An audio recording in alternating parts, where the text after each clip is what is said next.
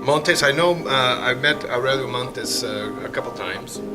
I have an enormous regard for him as a writer. I mean, I'm able to use his example in my teaching and in my writing as someone who's really learned the lessons of winemaking and can be a leader, and he is, in fact, a leader amongst all Chilean winemakers.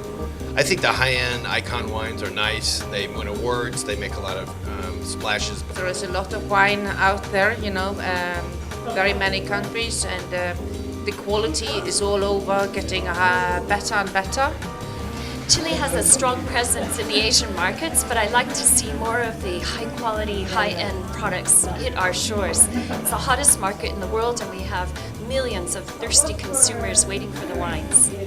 In Scandinavia, where I come from, the high-ends is a relatively small portion of the market. So fine wines is, of course, a very important question.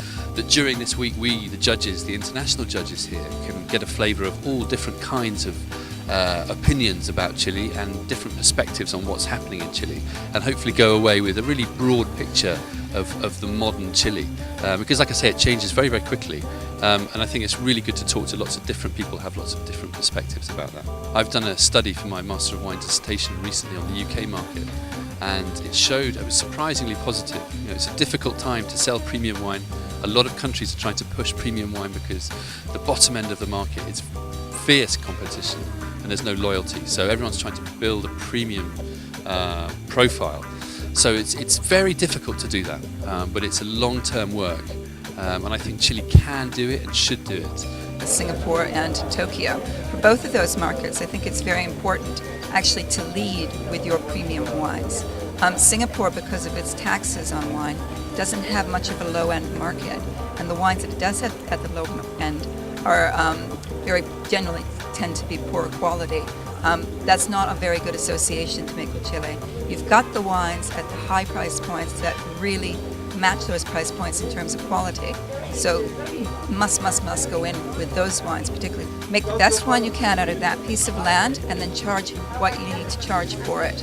Don't be shy about charging a higher price because you don't want your image to go down. You've got great wines here in Chile, and you should really promote that to the world. Say, we're not cheap, we're not making industrial wine, we're making terroir wine here.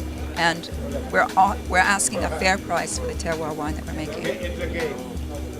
We think premium wines are wines that come from somewhere and that are made by somebody. So it's not so much about the price. It's more about where is that wine coming from, who's making it, what kind of care and attention are they doing with the wine. So we'd like to see a broad spectrum of wines, from Limeri and Elqui to Maipo to all the way down south to Bio Bio. It doesn't really matter, but what we want are site-specific wines made by individuals who know something about the site. Vinha Montes is already very well in Brazil with the Mistral. In every restaurant you find wines from Vinha Montes.